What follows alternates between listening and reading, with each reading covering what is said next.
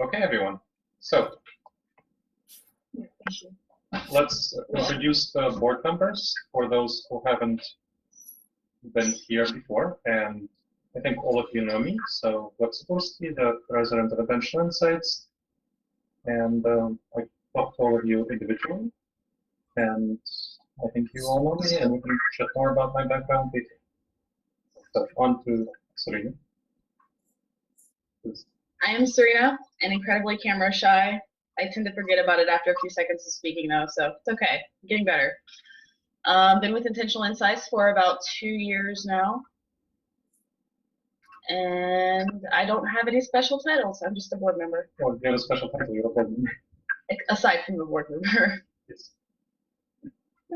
Hi, everyone. I'm Agnes. I'm a co-founder of Intentional Insights, and I'm a vice president, board, whatever, everything. I live here. This is Gleba, my place, and this is in headquarters. And I'm going to turn off the light in the living room because it's messing with our picture. All right. Cool. Where's Lori? So, What are we going to share who the people are over there? no, there's more people will join. But Okay, I would just be curious to report.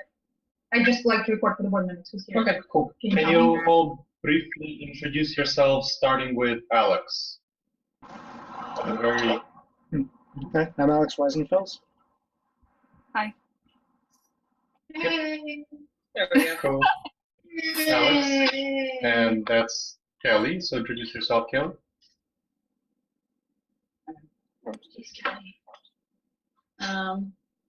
Peter. Microphone. Can you hear me? Oh yes, now we can hear you, Kelly. Yeah, we couldn't hear you for a while. Cool. My name is Kelly. I don't know how long I've been participating in Intentional Insights, a couple of months now, but I've thoroughly enjoyed it. Excellent. Thank you, Kelly. Okay, on to Pete. Yeah, I'm Peter Livingstone. I've been involved with Intentional Insights since about the beginning of the year, so getting close to about a year now. Cool. Thank you. And going on to Rupert. Hi, I'm Rupert. I'm a mathematician from Germany, and well, I'm from Australia, but I've been working in Germany. And yeah, I'm quite new here. This is my first board meeting. So. Excellent. And lastly but not least, Shane. Hi everyone, I'm Shane. I met Gleb at the Effective Altruism Conference back in Berkeley recently, and I'm the founder of Rebutter, the browser extension which tells you when the page of viewing has been rebutted or contradicted elsewhere on the web. Awesome. Thank you, Shane. All right, let's get back to the central meeting. Excellent. And first we'll talk about the engagement report, which is the kind of content we produced over this time. Okay, and Kelly mentioned that John Kirbau is here with her, but he can't get Hangouts to him. Okay, and John is leading a project he's collaborating on the Rational Politics project to advance the Reason Revival. You? Yes, let's introduce John. So, yes, go ahead. Hi, everyone. Can you guys hear me okay? Yes. Yes. Awesome, great. Yeah, so I'm working, it's called Reason Revival. It's looking at the tools based on my background in psychological and information engagement and how to understand different people, including tribes, groups around the world. And so it's about bringing people together, communicating at the emotional level of different audiences, such as police or activist movements or conservatives out in rural America. But it's also about promoting skepticism and free thought by bringing more of the reason community together and mapping out a way to do that. So a lot of it maps on what you guys are doing. So yeah, sorry, I'm trying to get the camera working, but. Fair enough. And yes, and this is part of the Rational Politics project, which we'll talk about in the second half of the open board meeting. But right now we'll talk about first we'll talk about what stuff we've done over this since the last board meeting in terms of content production. Yes. So I'm also the secretary, so I'm taking notes. So I'm just looking, first we start with the engagement with the Internet Insiders, Mhm. which is the Facebook group and also the Internet Insiders listserv that VF manages, Yes, and the rational politics. and the Rational Politics, which is brand new. So that's very exciting. Right. So we've started out the rational politics collaboration space, and as a listserv. So all of you should have gotten in your last Intentional Insights Insiders email an invitation to join the Rational Politics listserv, which is the subgroup dedicated to various rational politics activities. There's also an event that's dedicated to that for Facebook engagement. It's part of the Intentional Insights Insiders Facebook group. So that's been good. And we've been getting a lot of new participants in Intentional Insights, including some of this phone call, who are primarily interested in rational politics for the obvious reason that the big problem with our politics is their lack of focus on truth and rationality, and this is not something that folks work much on. And this has been especially the concern of Trump's election. So we'll talk about that a little bit more. Social media. Social media. Nothing really new to report, except that we're working on some new things, mainly as part of the Rational Politics project, to create more infographics and a test on does political spin fool you. So those are meant to be widely shareable on social media. Marketing. Nothing specific. Then we have a website, and I can report on that. Our website is not what we'd like it to be, and we're in the process. We've been in the process for some time to get a new website built. So we have someone who's assisting us, and she's moving forward. And on Facebook, in an insiders group, I've been posting sometimes updates and questions. So think back, and we're moving forward. And Morgan just set up like a WordPress site that we're going to start copy pasting our existing blogs to move them over. And so hopefully that's going to come online. I'm not exactly sure how long that's going to take, maybe like a month or two, I don't know.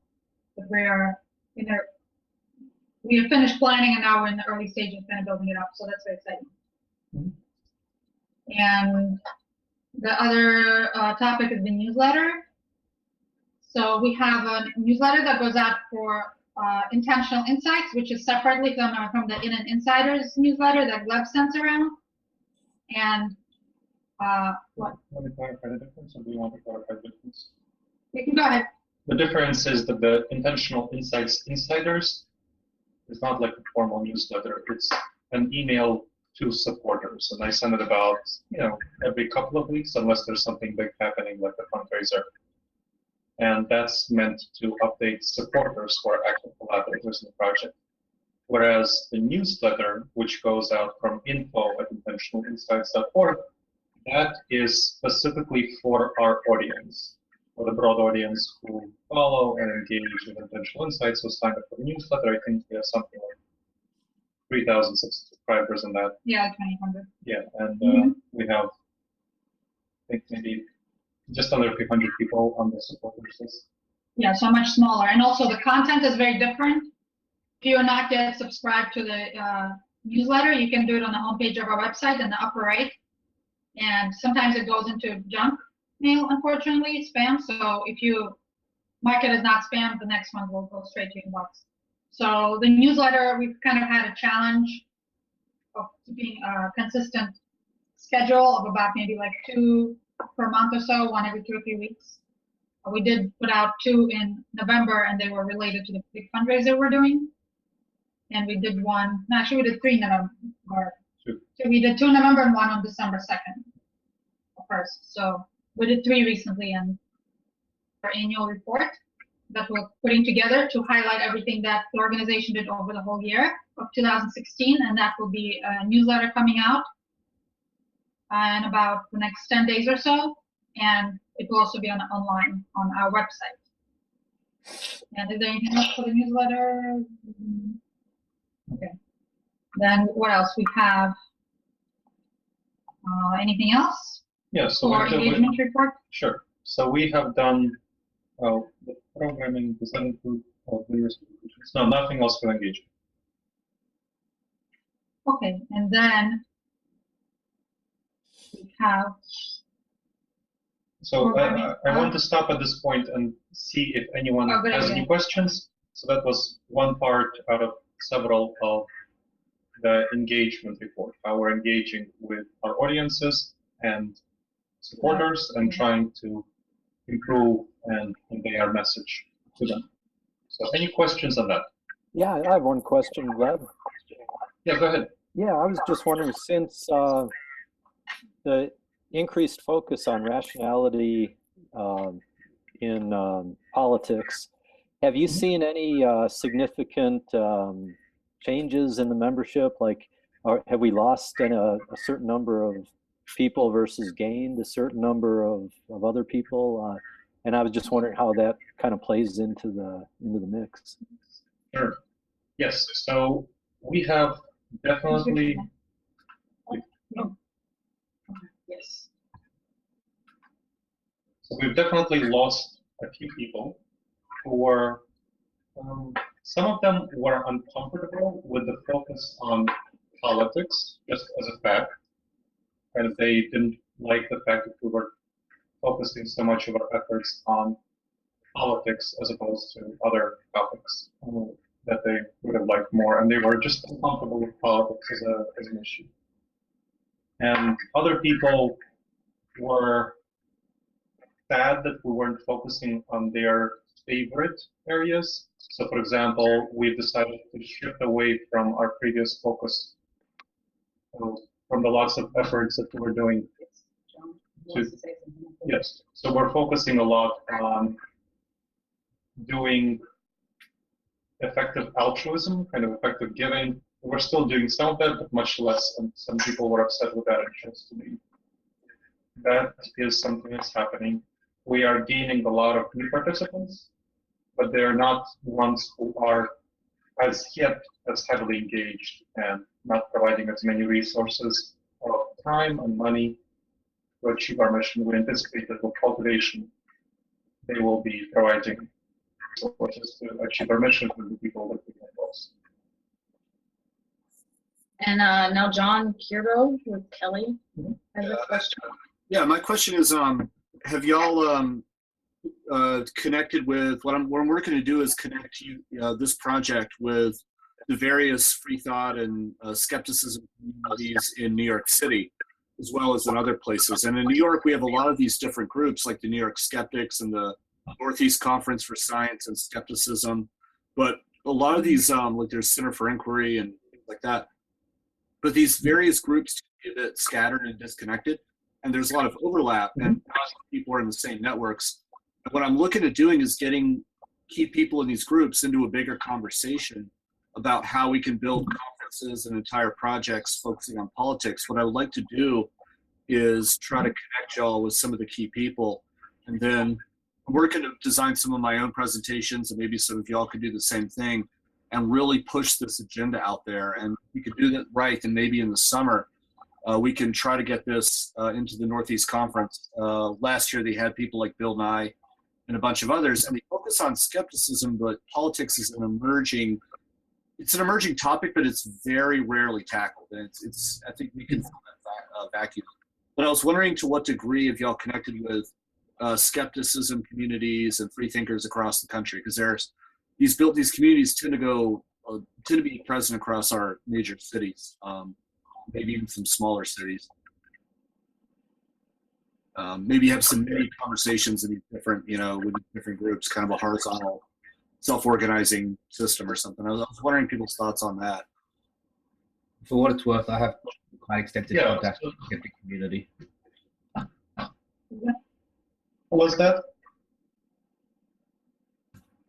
I said I have pretty extensive contacts with the skeptic community. I've presented at 10 really amazing meeting. I know the ex-president of the James Randi Educational Foundation, that's not really functioning anymore. Right.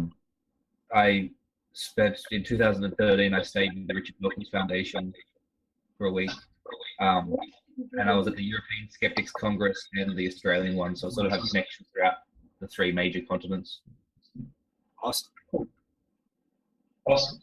So let's get back to you. So I suggest that we talk about this a little bit later when we talk about the Rational Politics Project altogether.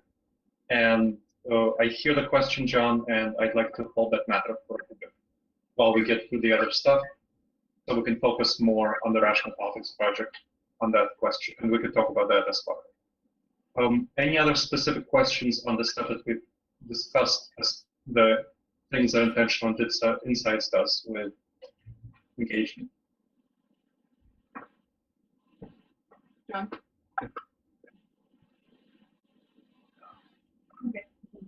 Okay. Okay, good. The next, after the engagement, we talk about our programming report. So the programs that we do, we talk about, is there anything new about collaborating with other organizations? Nothing really new. Nothing new. And about our blog? We've been publishing a bunch of, and just remember. So we've been publishing a number of new pieces by new participants, including Pete Livingstone, and we'll soon publish a piece by Hunter Glenn, who has published several pieces before. And we've been focusing more on politics recently, for obvious reasons. We're also doing other stuff. Great. And videos? We're trying to do more short videos, short and engaging videos. And Agnes has done a video, I've done a video. We've also You mean done, Natasha from Russia did the video? that's right. She has nothing to do with me, I'm just saying. Her hair is totally like different, whatever. She's planning more videos for later.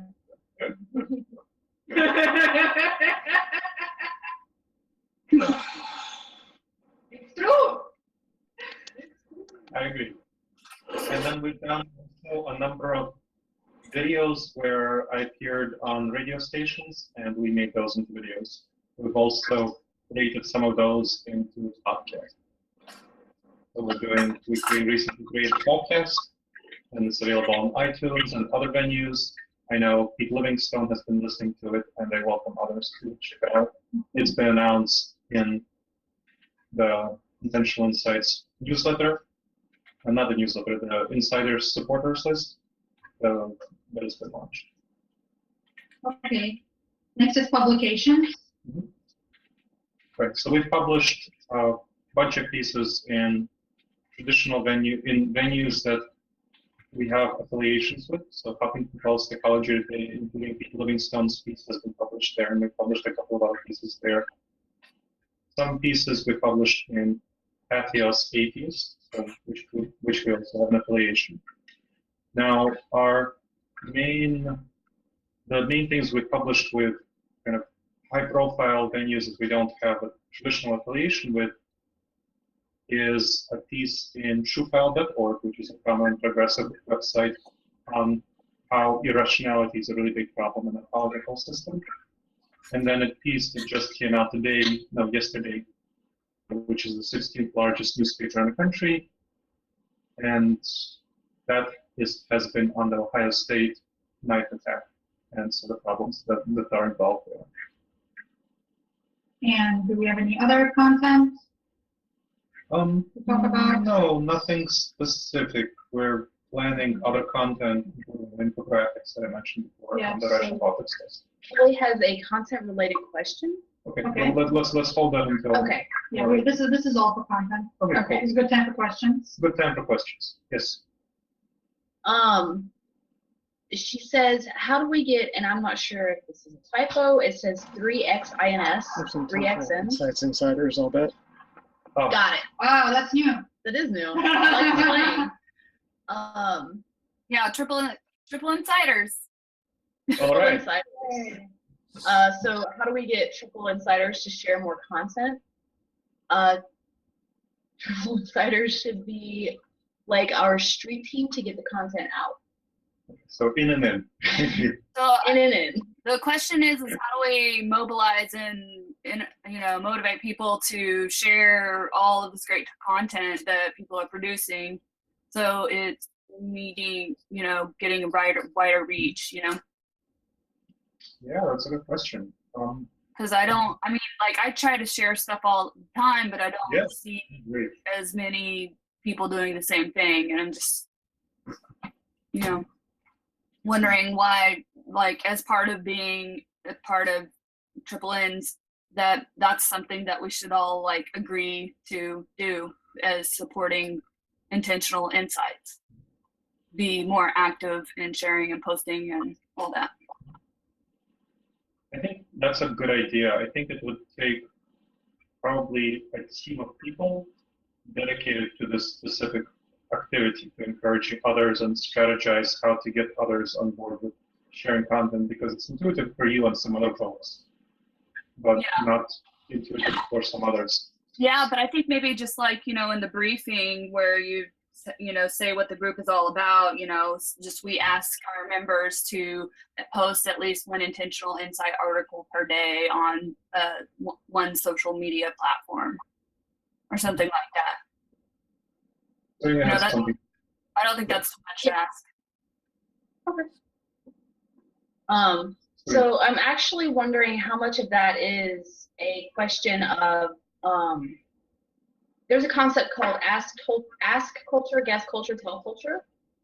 And one of the things that I've noticed, one of the interesting differences between guess and ask is that a lot of times people who are inherently guess culture will hesitate to share things from the groups they're in or anything like that because they don't want to see themselves managed. They don't want to seem pushy.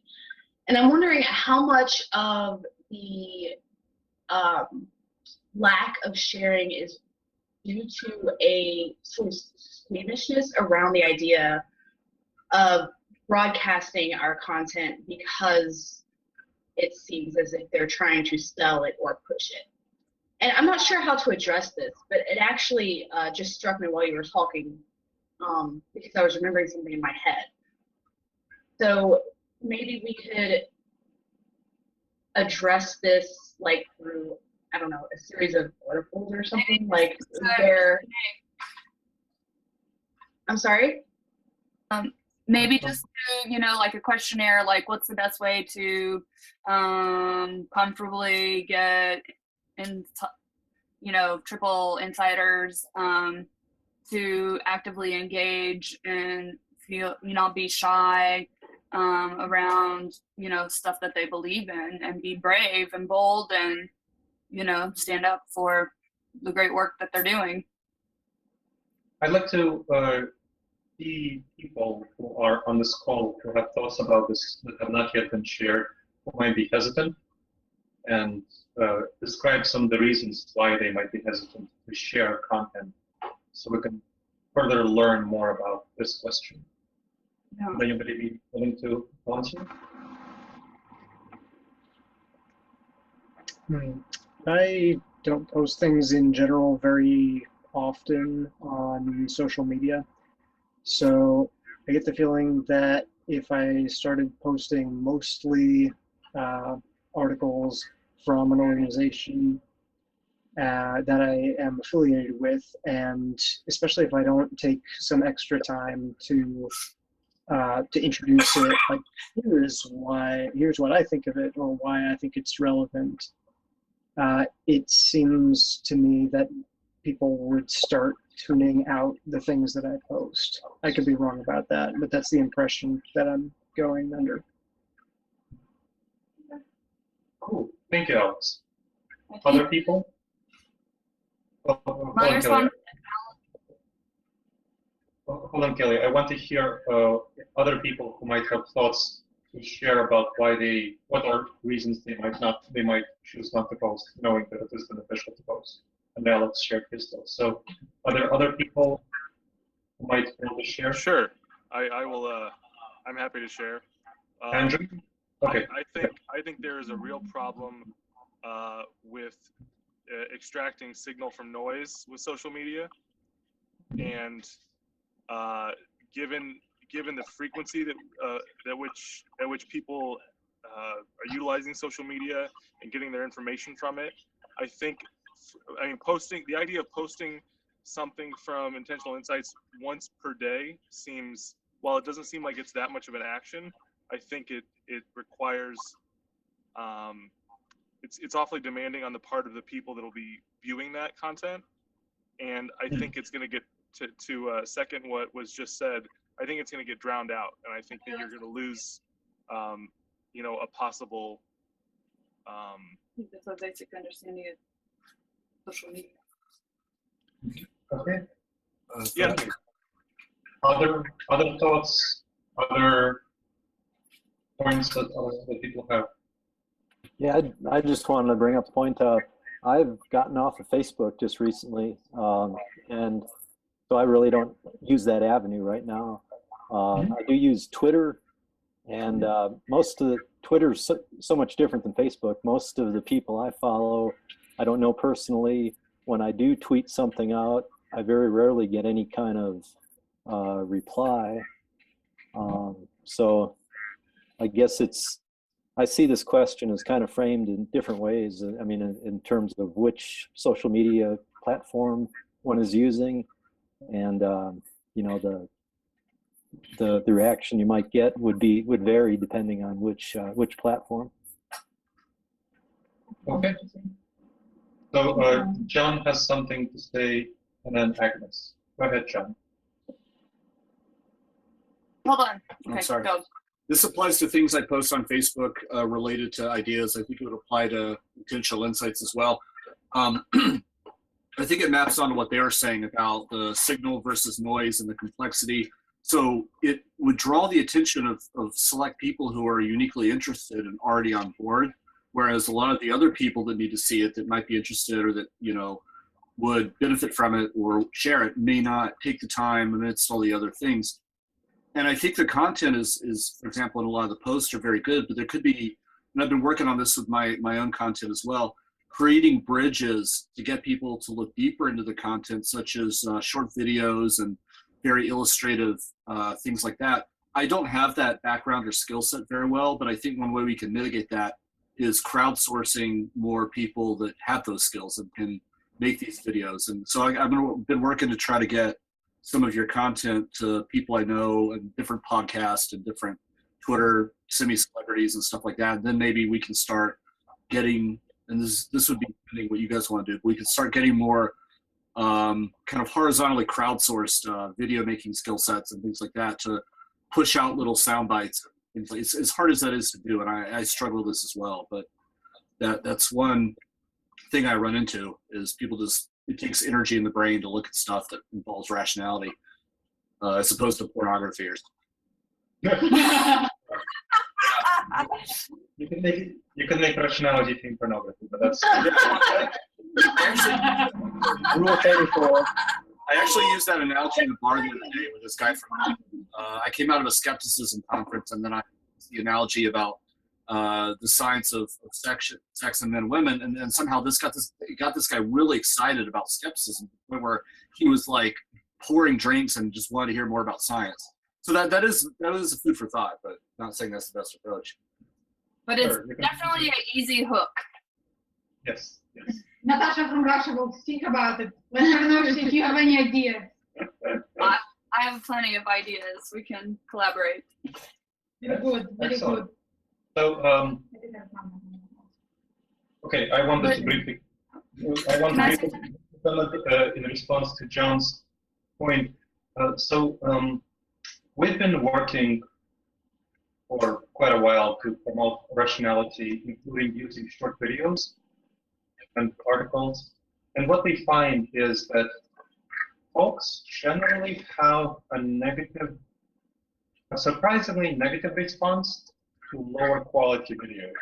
So we get a lot of, with our early videos, we got a lot of complaints saying that like, oh, they're not sufficient quality. So we got microphones, and we got like a mini studio and so on.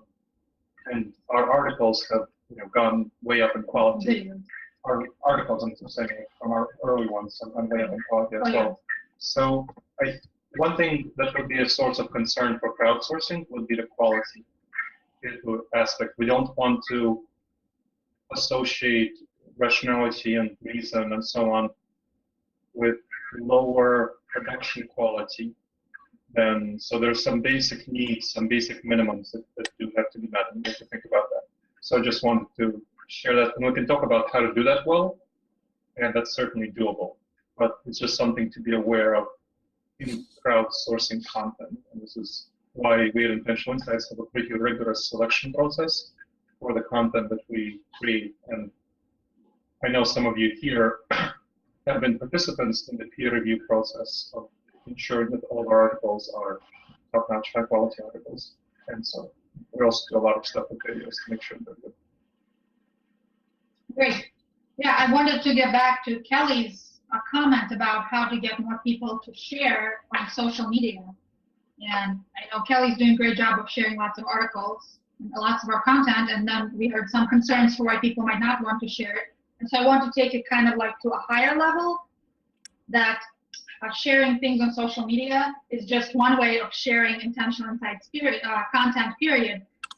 Perhaps we can look at just kind of how do we better reach this goal of getting more people to share more of our content, however they do it. Well, I think Social media, for example, I myself even don't share Intentional Insights content very often on my social media, just because of my preference for how I use it.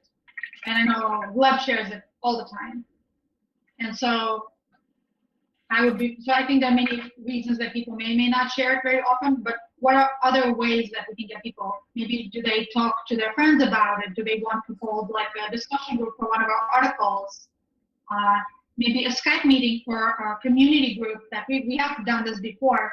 Instead of kind of traveling somewhere and giving a talk, we can do just like this, and content can give a talk to a group that's present there physically with you. So what are the different ways to promote our content, and how can we get people excited about it? And I think Kelly has an excellent idea to kind of encourage people to do it, because they're not encouraged right now. And whether it's like responsibility that they have to do, I don't know, but definitely like a way to contribute and to encourage people to be creative, like with what works for them. So that's just something I want to say. So I think a good next step for this, so it sounds like we had a lot of opinions, and I know Kelly has a lot of thoughts on it. Kelly, would you be willing to work on leading a committee of people who would be interested in helping get more social media engagement for Intentional Insights content, and figure out ways to address people's concerns and get more social media sure. creativity? Sure, Excellent. yeah, just some guidance on how to organize that. Yep, excellent. So I will get in touch with you, and Agnes will get in touch with you, because we're in charge of our social media. No, I know. I'll get in touch with you about that. Cool. So the next point I wanted to make, and we're going to talk about the Rational Context Project, and then Andrew has to leave. So I wanted his feedback on this, as well as on yours. We have an opportunity to create a video that's somewhat similar to the video we did for Effective Giving, which is a very high quality production, animated video that would convey the ideas of rational thought. I think it's. Okay. I'm not sure who it is. Okay. All right, no worries. So, okay. So the video, Alex, I'm not sure if that's comment is about the video, but we can talk about that. So we want to figure out what's going on, and we want to figure out whether it's a good idea and how much resources to spend on this. So I wanted to get Andrew's feedback first, because I know he has to. Andrew, give a chance to give your feedback. You wanted my feedback specifically regarding a second video. Am I understanding that correctly? Yes. So I know you have to leave, but I want to get everyone's feedback. Yeah. And this is, yeah. Yeah. So, rational thought is the video, and yeah. Yeah, I was really excited about the first video. I don't know what what reasonable expectations are for the growth rate and the views on that video. I'm a little disappointed with where it's at right now, but maybe I need to temper my expectations. I think it's at, where is it? It's over 8,000. It's nearly 9. With the YouTube and Facebook, it's at nearly 9,000 views, which is Yeah, actually.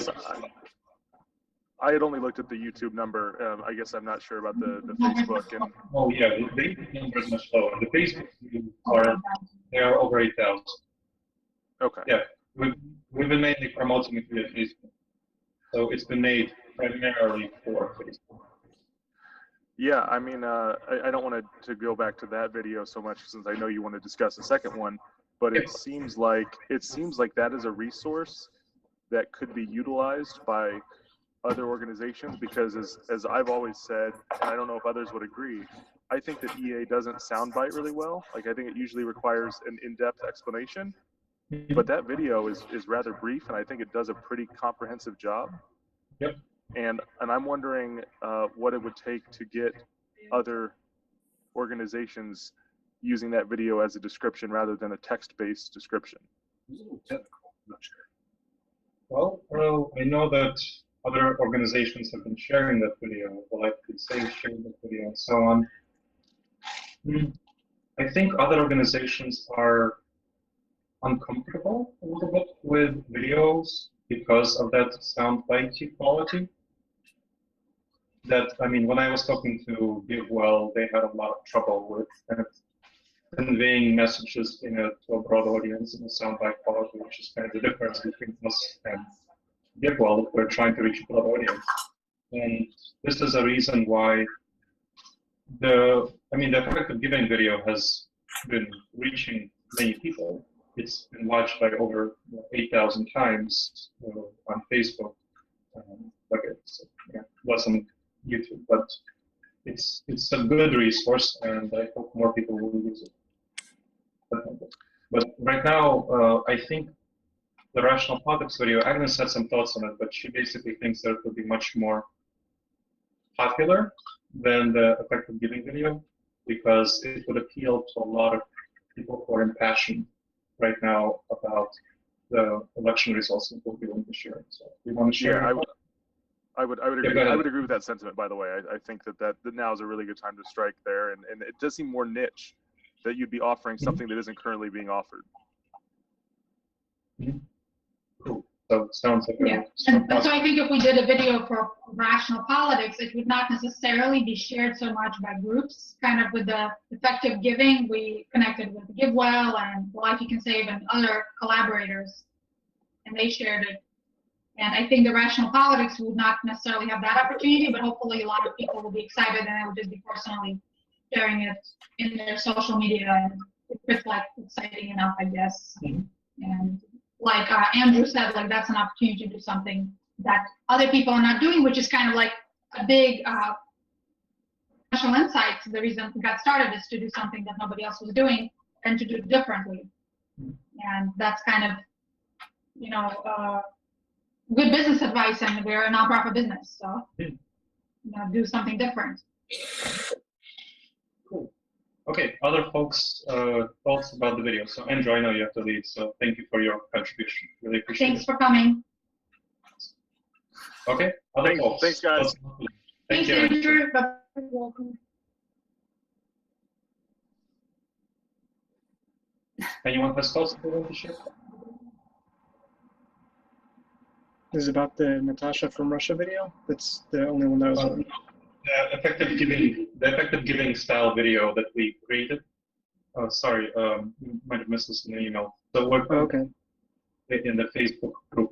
So we created the effective giving animated video, and we have an opportunity to, if we raise sufficient money, that it would cost money, to create a video around rational politics, and that's fancy, high profile type animated video. Can we use the same voice actor? Because I remember her voice like how many months later has it been? We would Like, probably she's can. a in very, short very period. good voice actor. Yeah, but the question is like, is it something you want to invest resources into? Yeah, so it would Is it require, something you want to like fundraise for and kind of some time consuming? That was like a lot of resources taken away from other things.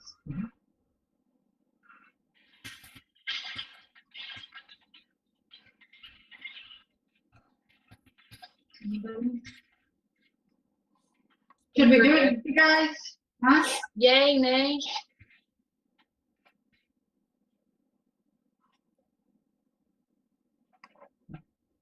no, so Kelly asked if it's pro bono. No, this is high profile work. This is not going to be pro bono. We found the same company that did the first video. They gave us a discount because they are passionate about effective altruism, and he's also willing to give us a discount. Sean Aurora at Launch Spark Videos is also willing to give us a discount because of the U.S. election. Is like he really is concerned about it, so he's willing to give us discounts and foot part of the bill himself. Like the typical video from the company would cost like really many thousands of dollars, and he's willing to put most of the bill himself. But I don't want to give numbers to not anchor people. But that's basically the problem.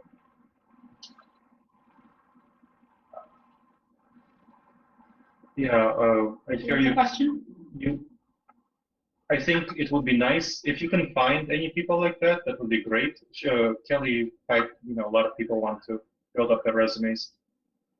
Well, we are very interested in people who want to build up their resumes and create videos and so on. And we've had people reaching out to them. I know Gregory Penn has been reaching out to people, animators. We haven't found any people yet. If you can find some people, please send them our way. But this is a really expensive project. This, this is an expensive thing to do. And he has a company that specializes in these things. So, yeah. So this is why we're discussing this question. If we want to do it, we should probably do it soon. Strike while the iron is hot. And yeah, if you can find people, please go ahead. I think that we should. I think even considering the resource investment, I think the payoff that we can capitalize on because of the election and the results and all of the political arena that's going on today, I think we could get a lot of return from it. So Kelly asked about the video. So we make a video themed about the importance of truth in politics and rational thinking in politics. Like this would be what the video is about. And so there's appeal to a lot of people right now. What about interns at colleges? Hmm? NYU. Maybe the image. Who's that? Is that John? Yeah, I was asking about NYU is right next door, and I know they have a lot of interns and college students that want to get extra credit and practice their craft. That might be something, because I'm working on making a documentary down in Redhook, Brooklyn about Americans talking to Americans and rational politics and stuff like that. And I don't have these backgrounds, but people have recommended reach out to some of the I have the universities. background. Yeah, Kelly does. A lot of people do. So maybe if we can get find like a social science or humanities department, talk to the professor and say, hey, give these kids some extra credit if they come out and do their. Well, they just do an internship. They work on projects. That's part of their job. If you can find such people, please connect them with us. Like I said, Yeah, I just need to know a more direct focus of what you're exactly looking for, so I know what to pitch. Yeah. Oh, There's a few professors at NYU I'm connecting with soon, so I'll keep y'all posted on that. It's feedback. I'll send you. You can look in the Insiders group for the previous Effective Giving video, and you can tell them that that's the kind of video we want to make. Okay. Themed around rational politics. Perfect. So there's a post, like that's exactly what we want to do. So that's why we want to do it. I would love if there was some way of doing it for free. I'm somewhat skeptical, as you could hear, but if you can find people, I would love that. Yeah. But regardless, on the assumption that we don't find people. Students have to create their own material for projects. So you could find or I can find whoever can find students that need to create these projects and just use that for their coursework. And then Kelly, digital insight so I totally agree. So please that find helps such. both ends or for both parties.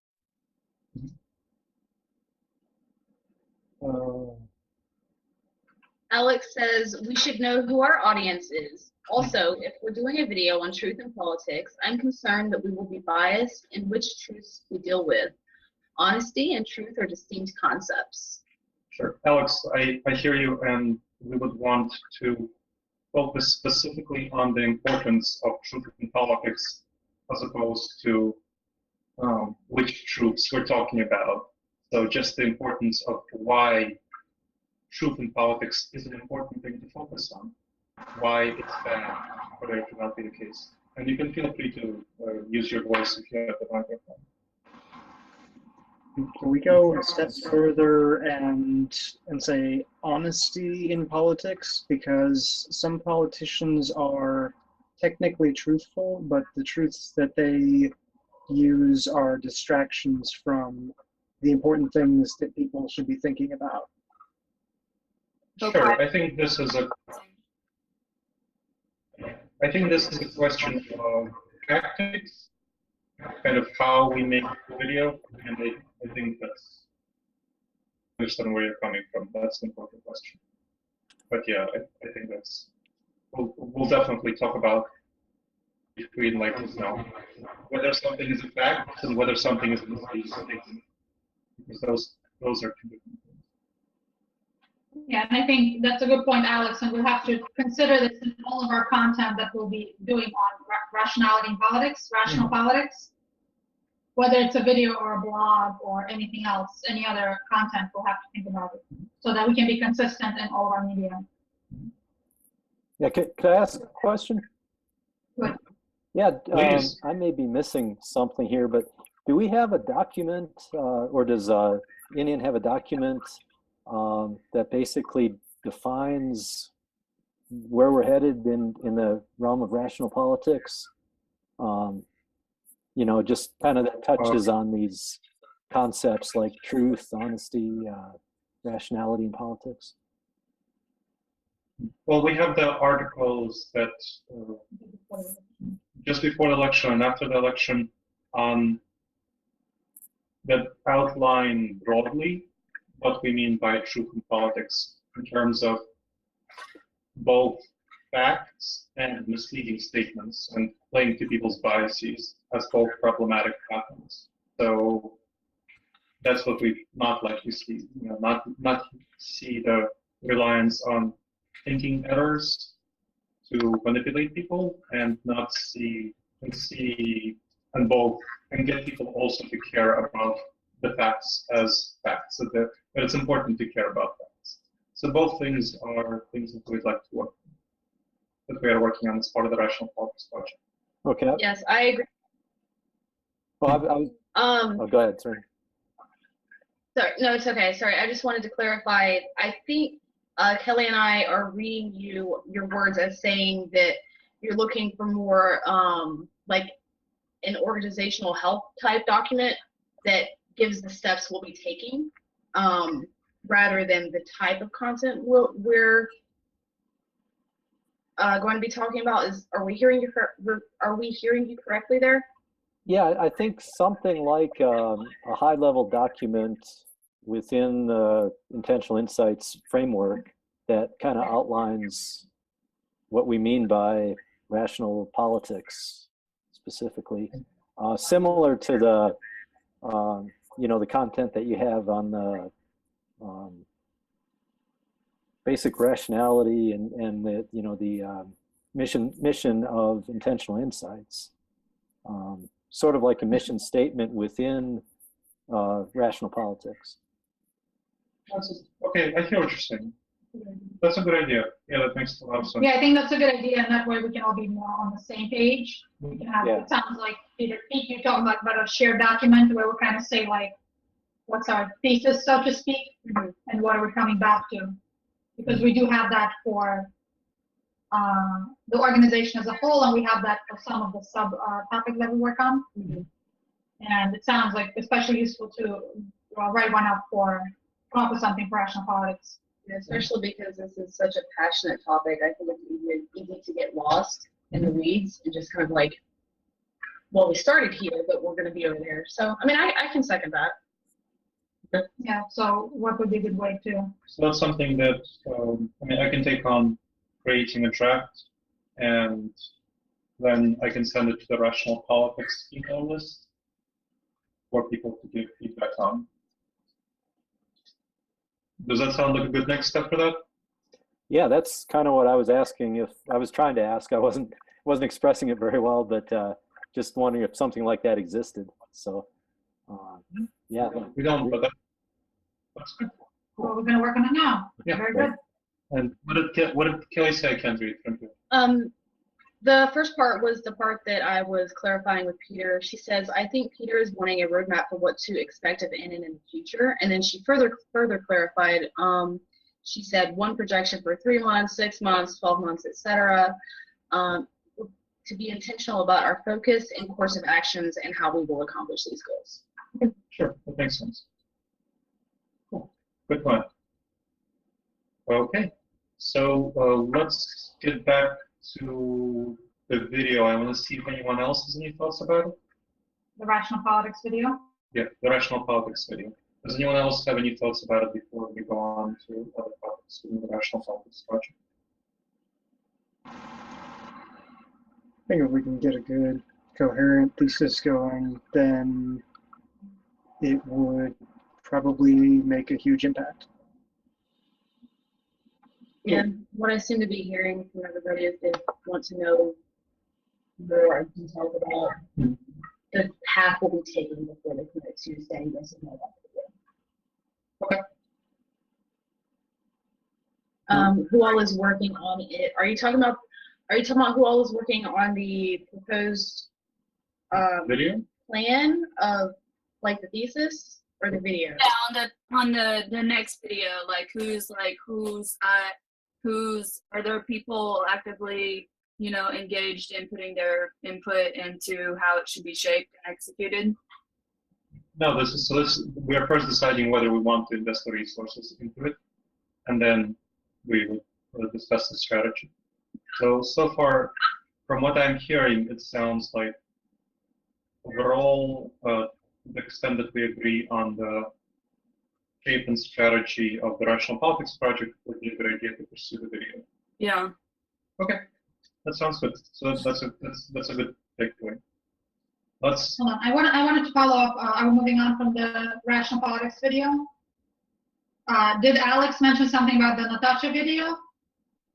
Or Oh, yeah, I was, when you said the video, I thought that was the one you meant. I think I missed the rational politics, or the effective altruism video the first time around. okay, yeah, okay, cool. So, regarding the Rational Politics project, I wanted to go back to the point that John made about allying with secular and skeptic-oriented organizations. So, the challenge, and I talked about this with John and Kelly before personally, is that secular and skeptic organizations typically try to promote reason and skepticism using argument, debate, and rhetoric. And they are met with a very similar response by people. A response called, in the language of psychology, the reactance, or backfire effect, where people tend to get more strengthened in their original opinions. So they're actually being, in many ways, counterproductive for conveying rationality. People are actually more stuck in their previous opinions after engaging with the people in the secular groups and reason-oriented groups and so on.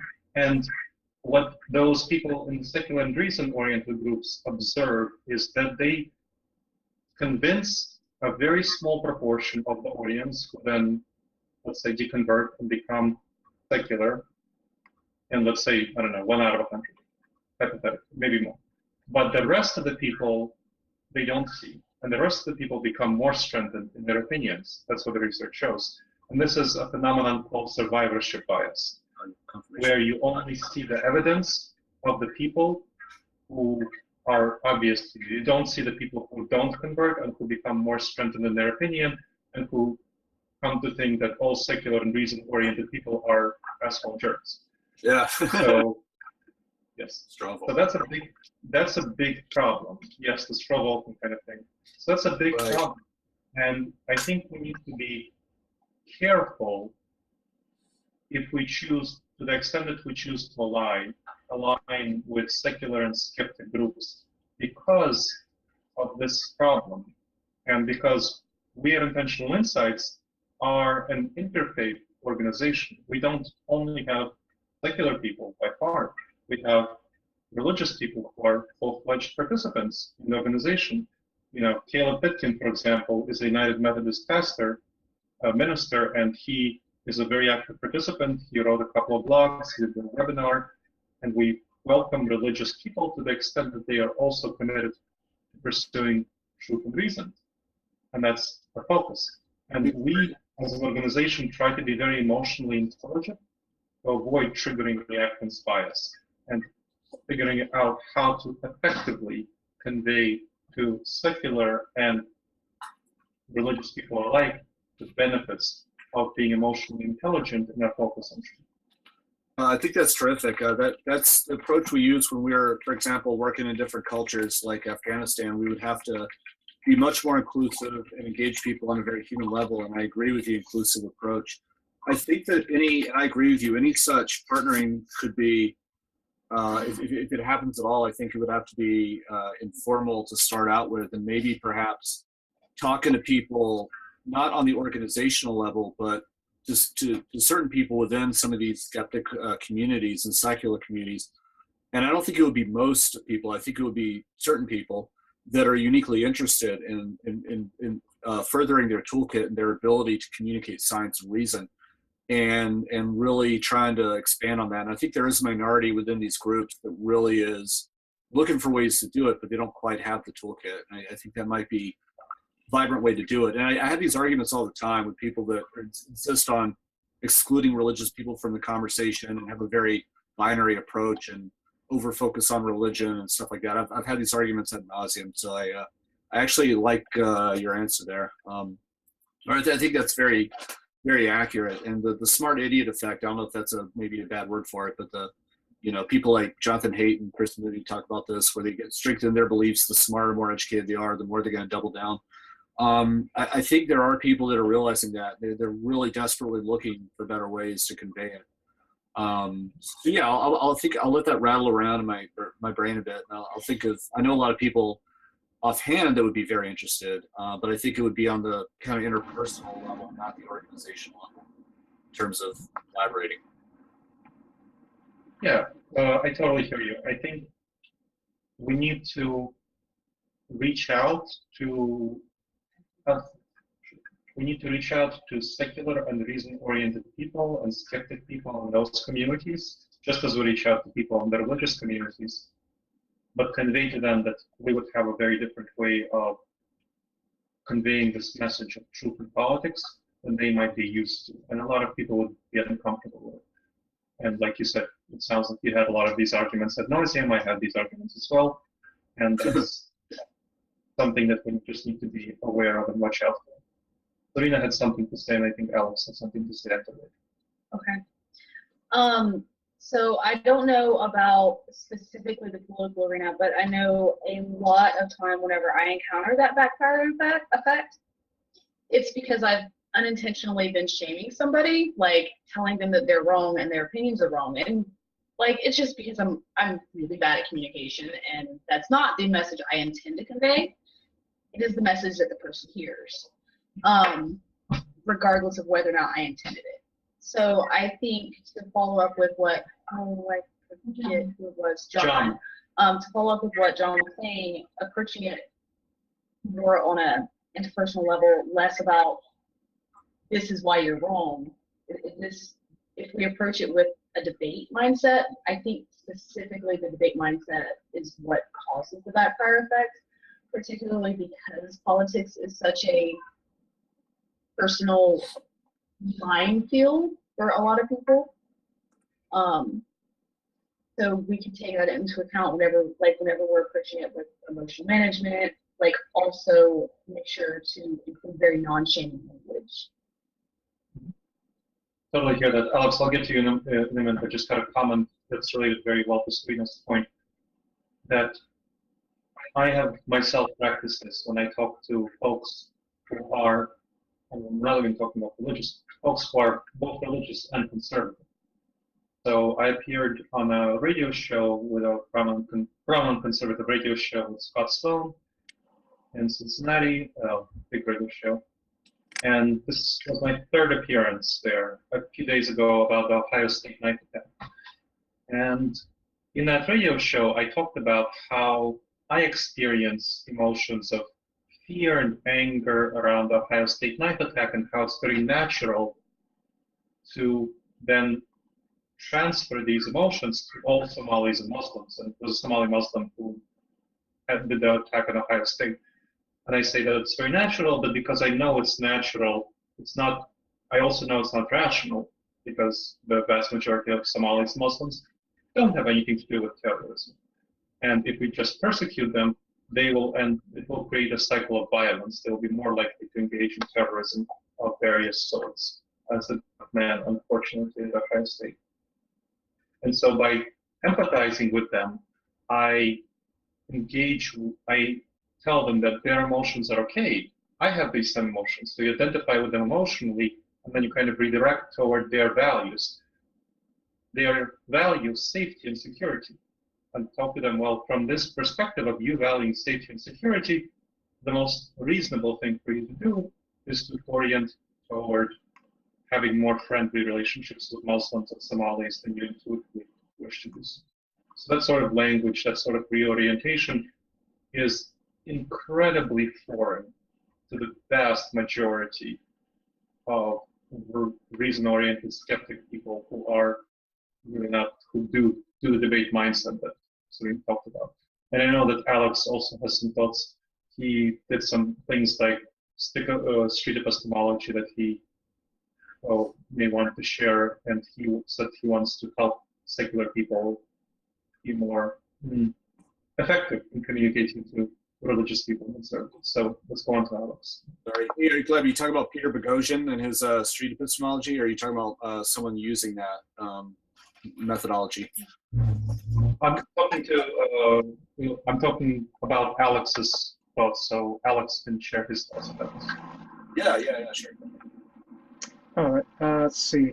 So actually, a while back, I started collecting all these principles of how to do this, Gleb calls it collaborative truth seeking. I used to call it paradigm sync. Still do, I guess. I just don't. Anyway, but it's a thing. I mean, there are a lot of concepts that go into it. They really need to be more widespread, and so I would like to help with that.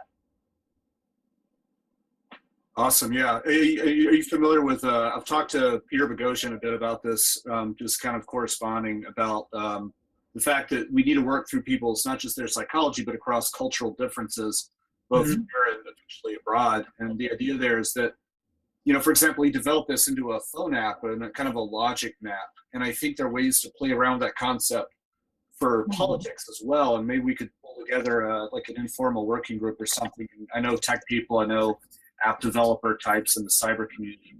And if we can, I've been charting out these little logic maps for critical discussions in politics, but they obviously need a lot of work because I'm only one person. And I'm thinking if we could have a sort of a mini, kind of a micro Manhattan project for promoting reason and rationality through the street epistemology type of discussion, but focusing on certain political issues, that might be a project worth considering. And I'm writing a little paper on that I'll send out and get you guys' feedback.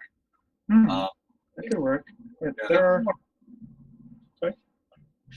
So that can work. So that might be, can you get it back, Alex?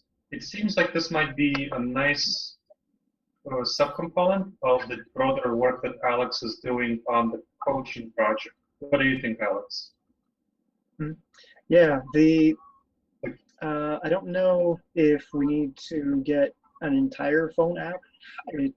There are a few general principles that people might want to have on a piece of paper. Like, I think one of the most important ones is, where did you get that idea? Right. Instead of saying that's wrong because this, and this, it's like, okay, no, that's going to shut people down. You want to have them take you to where they are, and then you can walk with them to where you started from, and then you've both seen both sides. Yeah. So and it takes practice and some experience, but yeah, I think we could definitely put together a resource, and I do have some resources that could help with that as well that I could contribute.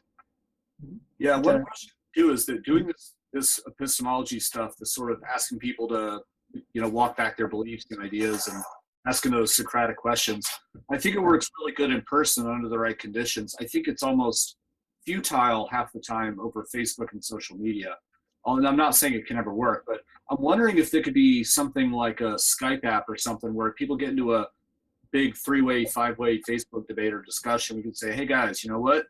Here, let's try this Skype app. And it could be a 4-screen setup. And then, I mean, this is real pie in the sky stuff, but I think we have a bunch of those on YouTube. It might be pretty cool, but they have to be done using this methodology instead of just shouting, Yeah, let's see. I did come up with kind of a set of forum rules to make it more conducive for the sort of discussion to take place, because I find that if too many people try talking at once, that it doesn't work. I've noticed the problem with, if it's not a synchronized discussion, like in real time. Right.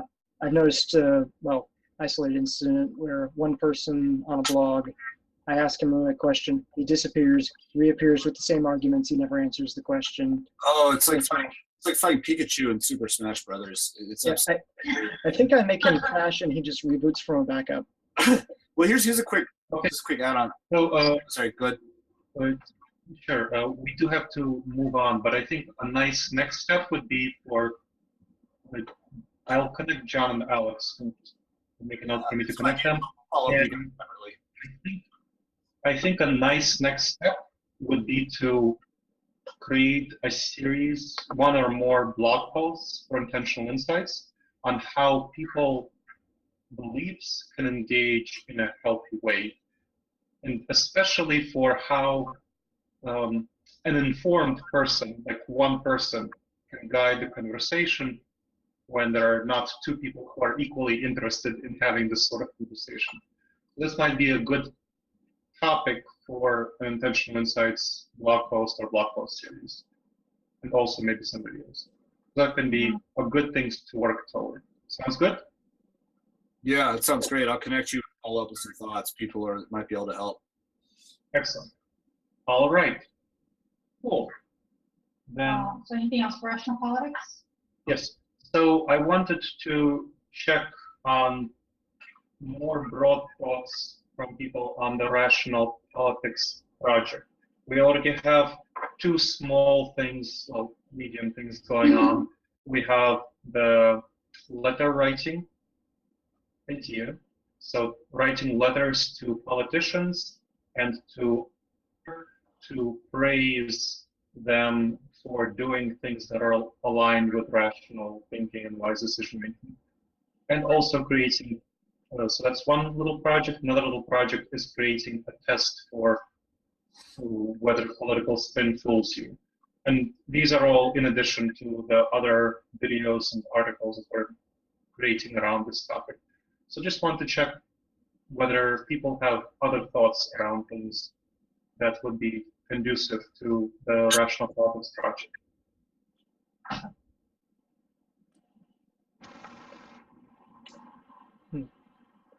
I think that it would. I think that it would be good to come up with a list of questions that people aren't asking. Like if you have two different sides of an ideological controversy, and they just keep talking past one another because nobody's answering or nobody's trying to answer questions that, if they're not answered, then the whole argument is basically meaningless. You know what that makes me think of? It makes me think that it could be good to have something like a three-way Skype conversation or a three-way Google Hangout that's recorded with a mediator and two people on different sides of an ideological divide. And then have a conversation with the mediator kind of jumping in and pointing out, oh, this is a question that wasn't answered, and this is something that needs to be addressed. Yes, sir. I know that whenever we spoke on the phone, you mentioned that you were interested in doing something of this nature. Alex, I know that you said that you had originally wanted to wait until your coaching project got up off the ground. Would you be willing to approach something smaller scale like this, or coaching project got fully launched? I guess I don't quite understand what it would entail. You mean like me moderating two people with different beliefs having a discussion? I could do that. Yeah, so I don't know. This is something. Oh, I'm sorry. I forgot to click the button. So this is something that I have not talked about with Gleb, so I'm not sure where he's trying to take this. But something that, brainstorming. yeah, something that I can see definitely coming out of this would be, like in the line of a how to be rational, right? Except this one, instead of an article, we normally do articles and blog posts. This would just be a recorded conversation on Skype. And this is how we put being rational in politics in motion. This is what it looks like. And then It can also be a video Mhm. to make it more engaging Yeah. for the people in the room. we Oh, could yeah, all, but Alex would be. I think this is better as a Google Hangout, like a Okay. three-way Google Hangout. and then we could have things like your list of questions, like, so we have a topic, and you could maybe, I don't know what all would go into this on your end, I have no idea, but some things I could see you possibly doing is coming up with a list of questions in that topic that are hotly debated, right? And then maybe devising a set of, like, I don't know, 3 or 4 questions where that neither side is addressing. And some of the things, maybe some of the reasons why they're not addressing them, things like survivorship bias or, I don't know, typical mind fallacy, etc. Like kind of working that in there alongside it to help coach them into, okay, these are the things that we're using, these are the principles that teach you how to ask these questions that aren't being asked. And I think it would be a really useful demonstration of how rationality works and how we can take these questions and all of the information we know about the way our brain works and apply it to even a subject that's as hotly debated as rationality. As politics. And I think it would also go well with showing things like, well, this is how non-shaming works and blah, blah, blah, blah. So I don't know, what are your thoughts on it? Yeah, this is definitely something that I could do, like coming up with, so here are the questions that aren't being asked, here's why, and then maybe providing an example of a conversation. Because I have done this before, I even did it like with a recording as kind of a proof of concept. Transcribing it took a long time though, but we don't have to do that. As in, yeah, I would totally like to be in on this. Okay, great. Let's move. So, Cool. And I think this would also be a good fit for the coaching project. This would be coaching essentially people on how to have a good and focused conversations, which would be a subcomponent. All right, so that sounds like that's. so what's the next step for that? For action? For action, that would be something for Alex to Well, let's actually post something in an insiders Facebook group. Who's going to do it? So Alex, can you post something in an insiders group that you want to do, and saying if there are people who would like to volunteer for being participants in the conversation? Okay. Cool. Yeah, I'm hoping, well, it depends on what the conversation is. That might get a bit tricky. I don't know if we're going to have too much controversy within the Intentional Insiders or Intentional Insights Insiders group. I might be surprised. Yeah, I think there's probably, you'll find some controversy on things like, let's say, social welfare versus libertarian perspectives. I think you'll find.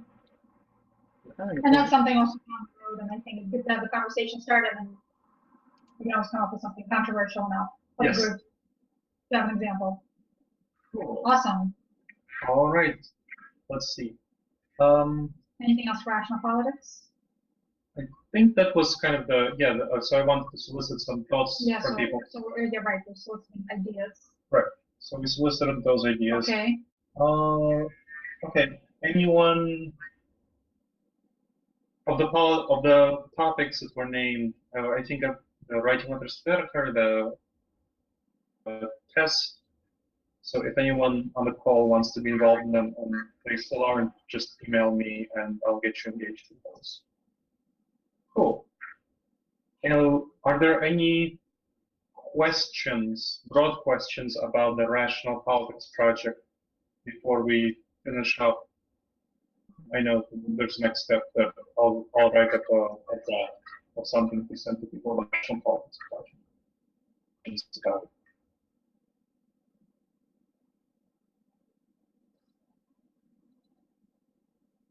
Hey, I just have a quick one. If people within a city, like for example here in New York, I'm working with a community in Brooklyn to try to showcase better discussion at the emotional level and the rational level between police, Black Lives Matter type groups and communities.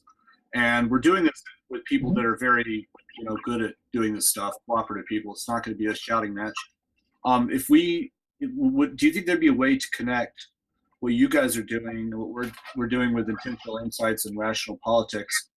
Is there a way to kind of bridge that over to some of these projects within communities? For example, if we're to have a workshop with a couple of veterans, a couple of cops, and a couple of activists and community residents within, say, Red Hook, Brooklyn, and then we can, bring in some people from Intentional Insights to talk about this as well in terms of connecting with these different people on an emotional level. Is that something we could, you guys would be willing or able or interested in bridging over to? Yes, so I think once we develop content and have some people who have practice with this, it would definitely be something that would be aligned with our mission to teach folks these social skills through online presentations. Cool, awesome. Cool.